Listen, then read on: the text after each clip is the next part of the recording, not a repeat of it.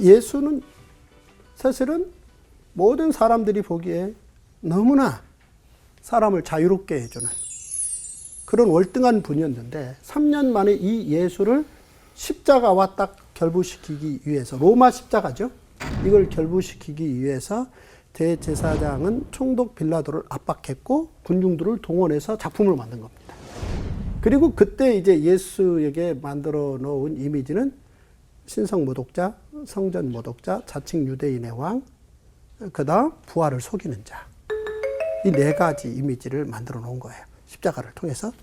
그런데 다메섹 모멘트, 그 순간에 사도 바울은 그 십자가가 바로 하나님 나라의 키워드라는 것을 깨달아 버리는 거죠.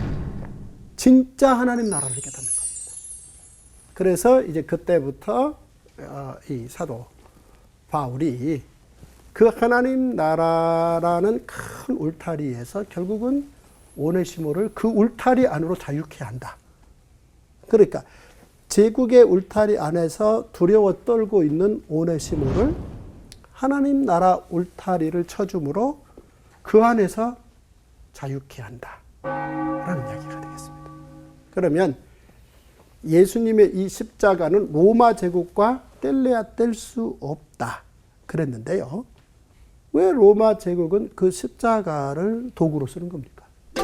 로마의 이를테면은 사형제도. 반란자들 처형하는 처형 방식, 이 제도로 공식 수용하고 있는 게 사실은 십자가입니다. 그러면 제국의 본질이 뭡니까? 우리 원구 씨 이제 마지막 질문이 될 것 같아요. 제국의 본질이 뭐죠?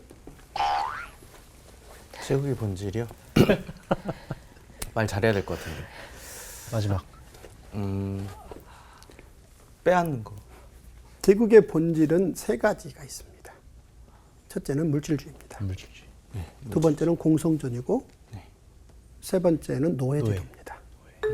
이 세 가지의 제국의 본질은 아수르, 바벨론, 페르시아, 헬라, 로마 이후에 중세, 근대, 현대, 앞으로 미래까지도 만약 제국을 지향하는 세력이 있다면 이 본질에서는 벗어나지 않습니다. 본질이라는 건 다 털어버려도 끝내 남는 겁니다. 그게 본질인데요.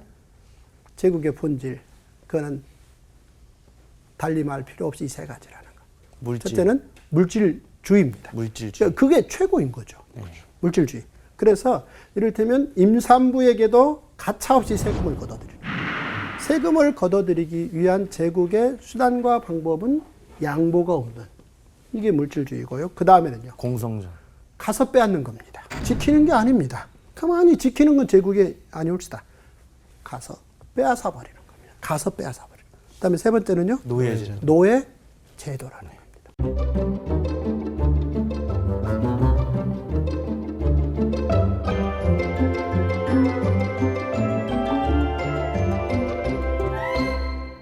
그 이전에 이제 이집트로 올라가 보면요. 우리 오페라 아이다.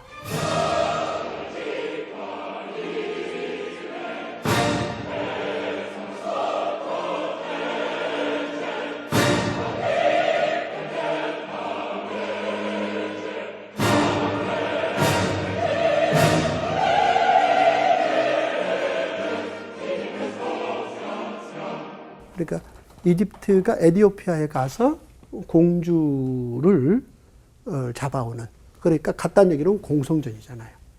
그렇게 해서 잡아왔다는 얘기는 그들을 뭐로 쓰기 위해서입니까? 노예입니다. 그리고 히브리 민족들 60만 명을 절대 내놓지 않겠다는 거예요. 왜요? 아니 그 좋은 노예를 어떻게 놓아요? 이게 제도화된 겁니다. 절대 놓을 수 없다.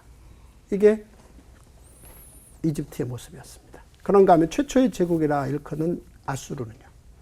사마리아를 무너뜨리고 약 한 3만여 명의 엘리트 그룹들을 수백 킬로를 강제 이주시켰습니다. 노예화하는 겁니다. 그런가 하면은 바벨론은 예루살렘을 아예 불태워버렸습니다. 왜 불태웠습니까? 우리가 지난 시간에 살펴봤겠습니다만 무서워서. 너무 무서우니까. 그리고 예루살렘에 살던 사람들 수만 명을 바벨론으로 끌어다가 24시간 보호 관찰하면서 그들을 노동을 시키는, 이게 노예 제도입니다. 자, 그런가 하면 로마 제국은 어떻습니까? 그러니까 로마 이 제국은 노예에 대해서 관용했습니까? 그렇지 않습니다. 언뜻 보면 이제 로마가 뭔가 평화를 내세우는 것 같고 관용을 내세운 것 같은데요. 로마 제국 하면은 사실은 십자가이죠. 우리 그리스도인들에게 십자가 하면 느낌이 어떻죠?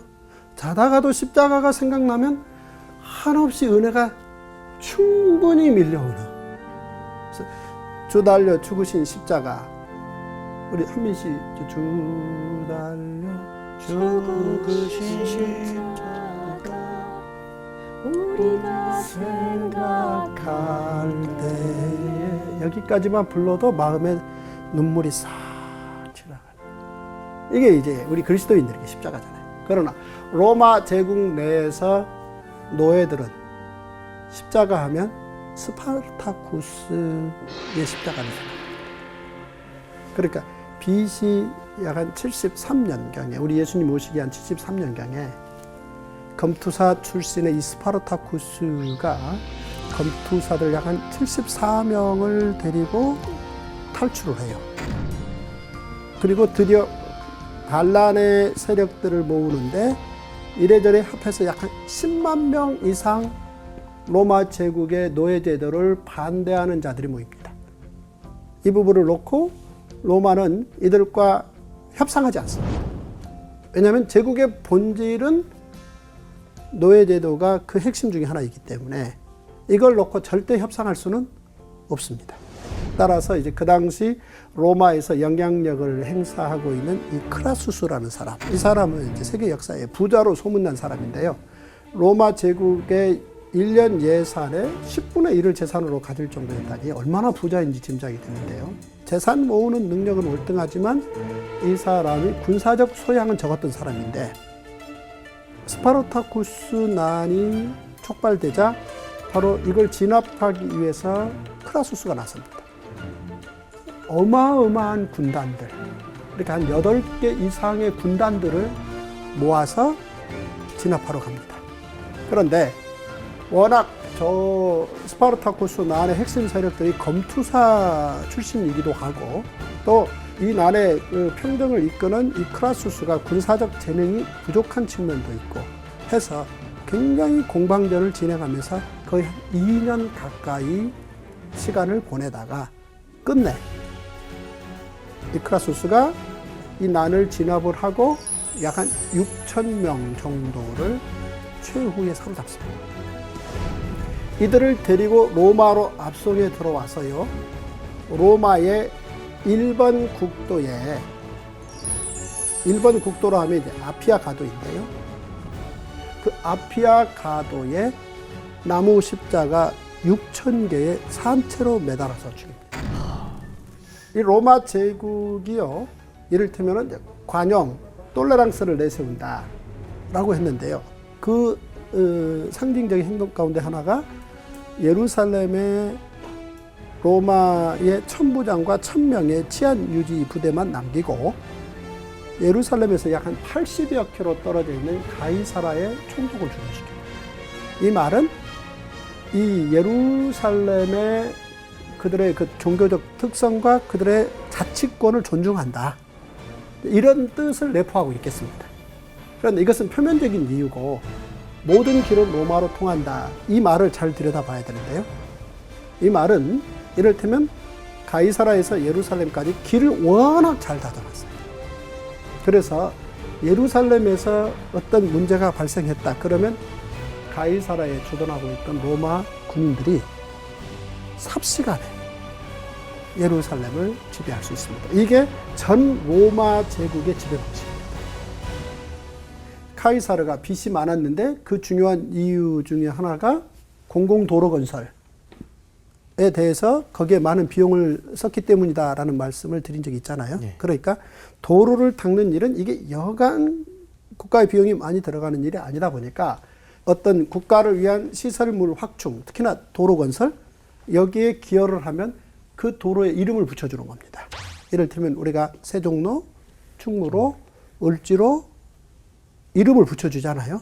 마찬가지로 아피아 가도라 하면 아피아 가문에서 돈을 내서 다진 거대한 가장 어느 곳으로든 빨리 신속히 갈 수 있는 최고의 도로인데, 그래서 거기에 많은 사람들의 내왕이 가장 잦은데 그 아피아 가도에 스파르타쿠스 난에서 사로잡힌 그 6,000명을 크라수스의 명령으로 나무 십자가 6,000개의 산채로 매달아서 죽입니다. 이것은 어떤 일이 있더라도 로마 제국은 노예 제도를 포기하지 않는다는 대선언입니다.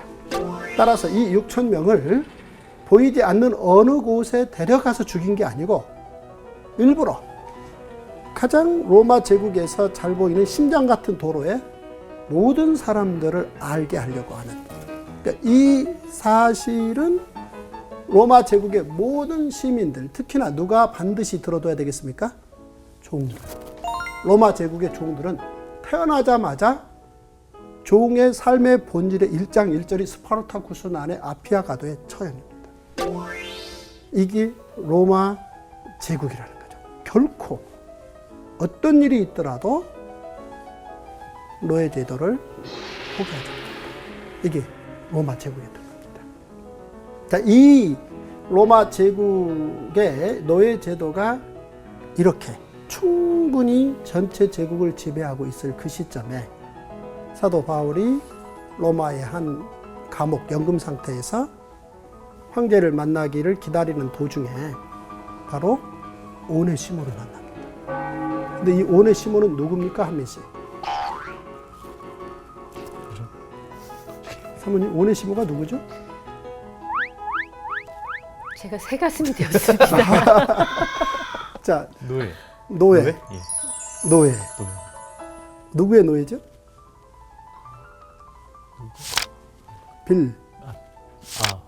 빌레몬? 빌레몬의 노예. 그러니까 성경에 보면 66권 책 제목이 있잖아요. 그 중에 신약 성경 27권 가운데 빌레몬서. 빌레몬서가 하나 있죠. 그 사람이 사도 바울의 편지를 받았기에 한 페이지 그 편지가 빌레몬서가 되었잖아요. 사도 바울 입장에서는 빌레몬을 제자로, 빌레몬은 사도 바울을 스승으로 여기는 관계였다는 거예요. 그런데 어느 날 감옥에서 사도 바울이 한 젊은 청년을 만났는데 눈이 초롱초롱한 거예요. 그런데 이 친구가 새 가슴인 거예요. 두려워 떨고 있는 거예요. 내용을 알아봤더니 빌레몬이라는 사람 집에서 종노릇하다가 도망 나와버린 거예요. 자유를 찾아서. 그래서 소아시아라 하면 로마와 굉장히 먼 거리거든요. 그 집에서 도망 나와서 그 긴 여행을 해서 로마까지 자유를 찾아서 왔는데 바울을 만난 거예요. 그리고 바울이 그 오네시모에게 하나님 나라의 예수를 소개했습니다. 그리고 드디어 오네시모는 그 하나님 나라의 시민권을 얻었습니다. 자, 이 상태에서 사도 바울은 바로 이 오네시모를 누구에게 돌려보내려고 편지를 썼죠? 빌레몬에게. 왜요? 뭐를 한번 벗어 던지자는 겁니까? 로마 제국을 한번 벗어 던지자는 겁니다. 무엇을 기반으로요? 하나님 나라를 기반으로. 즉 십자가를 기반으로 로마 제국의 그 거대한 틀을 한번 벗어 던지자 해서 편지를 완성한 겁니다. 그 편지의 내용인즉슨 자, 이렇습니다. 제가 한번 읽어볼게요. 바울의 심정으로. 친애하는 나의 제자 빌레몬, 예수 그리스도의 복음을 전하다가 로마 감옥에 갇혀 있는 내가 나의 제자인 너에게 어떤 명령을 해도 너는 기꺼이 나의 말을 들어줄 것이라 믿는다. 그러나 내가 명령이 아닌 사랑으로 너에게 간곡히 부탁을 하나 하려 한다. 너도 알다시피 내가 이제 연로하고 감옥에 갇혀 있는 상황으로 이렇게 힘든 형편임에도 불구하고 나의 믿음의 아들 된 너의 종이었던 오네시모를 위해 부탁을 하나 하고자 한다. 너에게서 도망쳤을 때 오네시모는 너에게 유익이 되지 못하는 종이었을 것이다. 그런데 지금의 오네시모는 오히려 나에게도 유익이 될 정도이다. 내가 너에게 이렇게 유익한 사람이 된 오네시모를 두기고와 함께 너에게 돌려보내는 것이다. 오네시모가 나에게 너무나 필요한 사람이라서 한편으로는 너를 대신해 나를 돌보게 할까 하는 생각까지도 했다는 것을 알아주기 바란다. 그러나 너의 허락 없이는 내가 어떤 결정도 하지 않으려 한다. 너는 물론 나를 위해 오네시모가 기꺼이 나를 돌보게 할 사람이지만 그럼에도 불구하고 너의 선한 일이 억지로 하는 일이 되지 않기를 바라기 때문이다. 내가 잠깐 오네시모를 너에게 돌려보내는 것은 영원히 그가 나와 하나님의 나라의 뜻을 함께하고자 하기 때문이다. 그러니 오네시모를 전과 같이 종으로 받아들이지 말고 사랑하는 형제로 받아주기를 부탁한다. 오네시모는 내게 특별한 동역자가 되었기 때문이다. 그러므로 내가 나를 대하듯 오네시모를 대해 주었으면 하고 나를 영접하듯 오네시모를 영접해 주었으면 한다. 오네시모가 너에게 잘못한 것은 내가 너에게 빚진 것으로 해주었으면 한다. 이것은 내가 친필로 쓴 편지이다. 로마 감옥에서 너의 스승 사도 바울 편지입니다. 결국은 이 편지를 빌레몬이 받습니다. 그리고 오네시모를 어떻게 했겠습니까? 종으로 되었겠습니까? 형제로 되었겠습니까? 형제요. 형제로 되었습니다. 그런데 사실 이 시점, 사도 바울이 편지를 쓰는 이 감동적인 이 시점 1년여 전에 이 편지는 대략 AD 62년경에 썼다라고 보여지고요. 그런데 AD 61년경에 로마에 아주 중요한 해프닝이 하나 있었습니다. 타키투스의 연대기에 기록된 이야기인데요. 로마의 행정장관이라는 세쿤두스라는 사람이 있습니다. 이 사람이 잠을 자다가 종이 잠자고 있는 이 행정장관 주인 세쿤두스를 죽여버렸습니다. 자, 이 사건이 어떻게 커지겠습니까? 죽었으면 끝이다. 그렇습니까? 원구 씨? 이 사건이 어떻게 커질 것 같아요? 종이, 그 집 종이 잠자고 있는 주인을 죽였습니다. 로마 제국의 제도에 대한 반역이죠. 그러면 그 다음 얘기는요? 십자가에 달아야 됩니다. 그래요. 로마의 관습법이 있는데요. 그 관습법은 만약 그 집의 종이 주인을 죽이면 그 집 종 전체가 연대 책임을 지고 다 죽습니다. 이게 로마의 관습법이에요. 그런데 이 세쿤두스라는 이 로마의 행정장관은 이게 워낙 위치가 튼튼해서요. 자그만치 그 집의 종이 남녀노유 합해서 400명.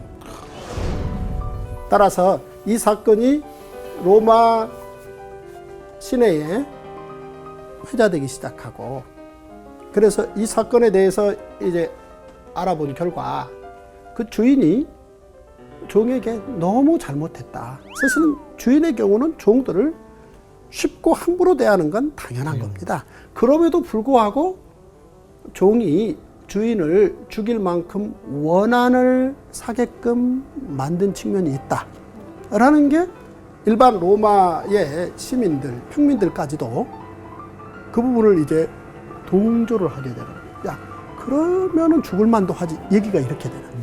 그러면서 로마 관습법대로 이들을 다 죽여야 되는 거냐. 그러니까 주인을 암살한 그 종을 죽이는 건 동의하겠죠. 그러나 같이 연대 책임을 지고 그 집의 모든 종들이 죽어져 가는 거에 대해서 꼭 그래야 되느냐. 이 부분에 대한 여론들이 분분했습니다. 그리고 일부 이제 로마 평민들 가운데 일부 세력들은 가벼운 데모도 하게 되는 그 400여 명을 죽이지 마라. 이런 경우는 사실은 드뭅니다. 그럼에도 불구하고 그 당시 네로 황제이죠. 로마의 5대 황제인데요.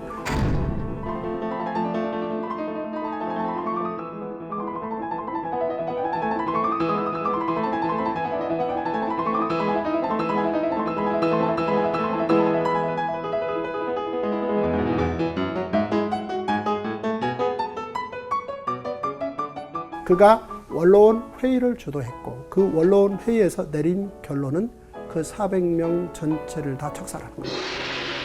그래서 결국 로마 군인들이 그 집에 가서 그 400여 명의 종들, 그 중에는 어린 아이들도 있습니다. 그들을 다 데려다가 로마 군인들의 칼로 그들을 다 죽였습니다. 이게 지금 사도 바울이 빌레몬에게 편지를 쓸 그 무렵 이야기라는 겁니다. 따라서 이 이야기는 빌레몬도 알고 오네시모도 알고 그 다음에 바울도 알고 그리고 이 사이에서 이제 심부름을 해야 되는 아주 중요한 심부름이죠. 두기고도 알고 그럼에도 불구하고 사도 바울은 로마 제국 그것의 바탕으로 갈 것이냐 아니면 이 현실을 예수 십자가의 하나님 나라로 갈 것이냐 이 결단을 한 거죠. 그렇게 하고 이 편지를 쓴 겁니다.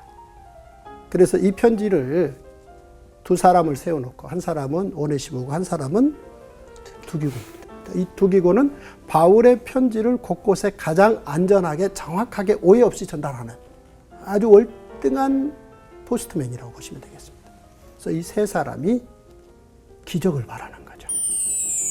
그리고 아직도 일종의 새가슴을 하고 있는 오네시모를 두기고가 데리고 한 손에 편지를 들고 그 먼 길, 사실은 오네시모가 소아시아에서 로마까지 자유를 찾아서 날아온 거잖아요. 그런데 이번에 로마에서 그 소아시아로 진짜 자유를 찾아서 정말 하나님 나라의 자유를 찾아서 두 사람이 갑니다. 가서 빌레몬에게 그 편지를 전달을 하죠. 자, 그 당시 관습으로 따지면 스파르타쿠스는 너무 멀리 있다 치지만 현실적으로 발생한 세쿤두스의 죽음 사건은 사실은 로마 제국 입장에서는 도망나간 종의 본때를 보이지 않으면 제국의 본질 중에 하나인 노예 제도가 숨두리째 무너진다라는 이런 긴박한 상황이 현실감 있을 때 두기고로부터 편지를 받아든 빌레몬은 그 편지를 읽습니다. 제국에서 어디로 가자는 겁니까? 하나님 나라로 가자는 겁니다. 그리고 예수를 믿는 바울이 예수를 믿는 빌레몬에게 예수를 믿는 오네시모를 하나님 나라 안에서 형제가 되자라는 이 선언을 빌레몬이 받아옵니다. 이게 하나님 나라 이야기입니다. 자, 왜 우리가 그 긴 시간 제국 공부를 해왔습니까? 궁극적으로 하나님 나라의 경영 키워드인 십자가를 얘기하고자 합니다. 제국의 본질이 세 가지라 그랬습니다. 그런가 하면 제사장 나라의 본질은요, 하나님의 용서, 이웃과 나눔, 민족과 평화입니다. 이 제사장 나라의 본질과 제국의 본질은 서로 함께 갈 수 없습니다. 바로 하나님의 용서와 이웃과 나눔과 민족과 이 평화를 가지고 아수르, 바벨론, 페르시아, 헬라를 튜닝해 오시다가 경영해 오시다가 로마 때 로마의 형틀인 십자가를 통해서 진실로 하나님의 나라 경영. 그래서 하나님 나라의 핵심은 하나님을 아버지라 부르고 한 영혼이 천하보다 소중하다. 십자가를 통해서 완성된다. 자, 이걸 드디어 완성한. 이게 하나님의 세계 경영 이야기다. 바로 이 공부를 우리가 지난 시간 20번에 걸쳐서 해온 겁니다. 하나님 나라 이야기, 그리고 제사장 나라 이야기, 거기에 동원되는 5대 제국 이야기. 나름대로 제국을 유지했다라는 것은 바로 이 세 가지 제국의 본질, 물질주의, 공성전, 노예제도를 통해서 아수르는 그들이 경계를 경영했고, 바벨론은 이데올로기 교육을 시켰고, 페르시아는 이를테면 숫자를 확보했고, 헬라는 나름대로 융합을 이뤘고, 로마는 나름대로 관용 통치를 한다고 말했지만 진정한 이 모든 걸 담을 수 있는 건 십자가라는 거죠. 십자가만이 진정한 경계입니다. 그러니까 로마 제국은 예를 들어서 시민, 귀족, 노예 이렇게 다 경계를 나누는 거예요. 그런데 십자가는 모든 민족을 담는, 사마리아인들까지 담는 진정한 경계가 바로 십자가예요. 교육은 이를테면은 제국 시민 만드는 이데올로기 교육이 아니라는 겁니다. 교육은, 하나님의 교육은 인간을 참으로 인간되게 하는 게 하나님의 교육이라는 거죠. 그 다음에 숫자는 군인 숫자 많이 모으는 게 중요한 게 아니고 한 영혼이 천하보다 소중하다. 그 다음에 융합은요, 하나님은 각 민족의 특성을 골고루 살리셨다는 거고, 관용은요, 진정한 관용은 십자가의 관용이라는 거죠. 이 이야기를 예수 십자가에서 담아낸 이야기가 바로 성경의 이야기다. 그래서 우리가 성경과 5대 제국을 바로 이런 예수 십자가의 하나님 나라 경영 차원에서 전체 지난 20시간을 한번 살펴봤다라고 말씀드릴 수 있겠습니다. 여기까지입니다.